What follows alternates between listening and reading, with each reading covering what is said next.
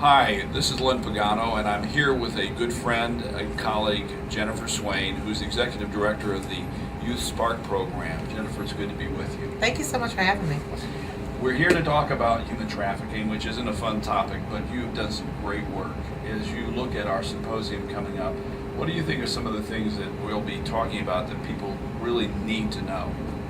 Well, I think it's so important and so exciting, and one of the reasons why I really love this symposium and our partnership is because human trafficking is often talked about in the silo, and it's almost like let's just only talk about the kids or let's only talk about the buyers. This is something that really is a continuum, and it happens in our communities. It is a public health issue, and so having a forum like this and the symposium that can actually integrate it in with other issues is really, really good. So I'm excited to talk and have different audiences in the room, but we're all together for a common cause. So that's good. Well, agreeing with you. One of the things that I'm thinking about as people are watching this is the fact that this is a problem that's significant for every family, even if you don't have any immediate impact or engagement, so to speak, it's still affecting our community. And so as we look at this, what do you think are some of the factors that we need to focus on that haven't been dealt with yet?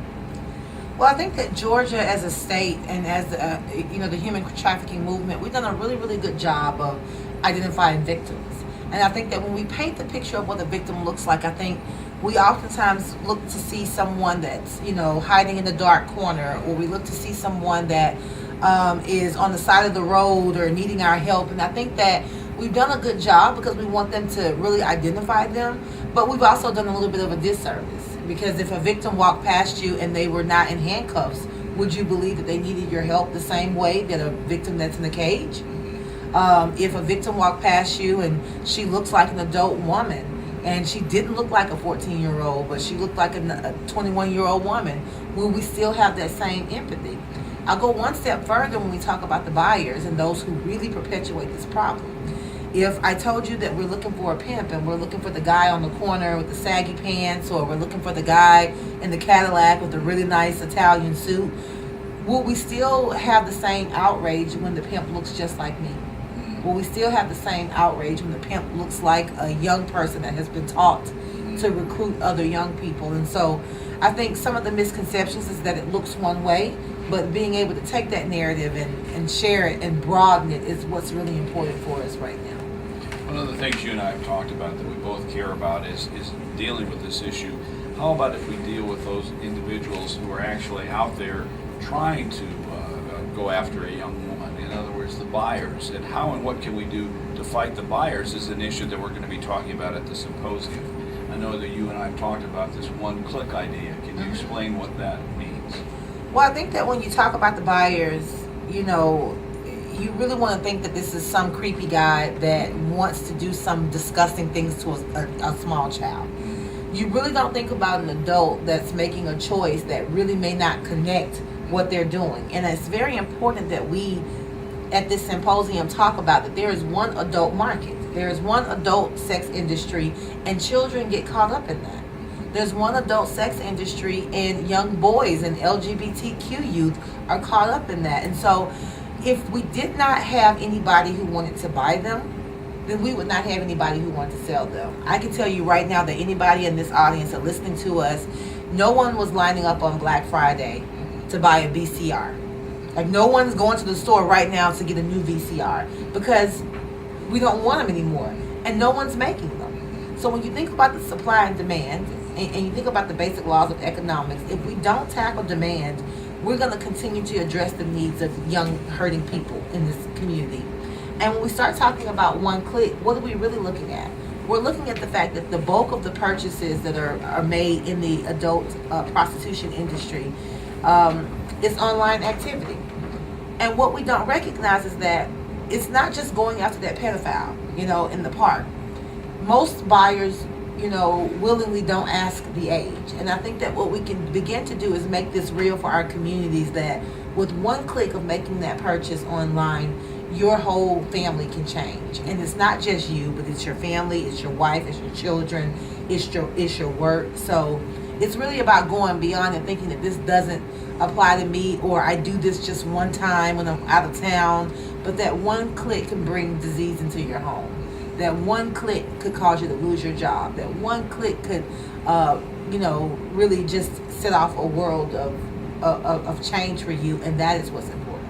I know you and I talked a little bit about the comparison to drinking and driving, and how years ago people would drink and drive and they didn't feel any guilt. And thanks to MAD and other groups, that's no longer the case. We all have an understanding that this is wrong. And so how we change this perception, the one-click concept, I think is an excellent approach to getting people to understand from a buyer point of view, it's not right, and they'll begin to see it differently going forward. MAD is a great example of how we can create a grassroots movement and change the cultural norms. This has to be changed by cultural norms, because as we continue to do all this great work around human trafficking, it's still happening.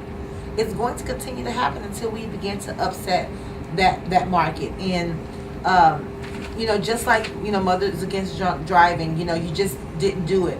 We have research that shows that when there is a perceived consequence of arrest, a lot of people just won't do it. And so, just like, back in the day, we did not wear our seatbelts. We just got in the car and we drove off. Now, it's a habit that all of us, we put that seatbelt on. And there's measures in place. It is all of our responsibilities. I just had a thought. The car company does not just solely care about our lives because we purchased their car. But they see it as their responsibility that if you don't put your seatbelt on, I'm going to make this thing bing at you and make so much noise. It's like that the company has decided to care for you, and even if you don't care for yourself. That's a great way of looking at this issue. We have to make them care for themselves and care for our community, even when they don't know how to do it themselves.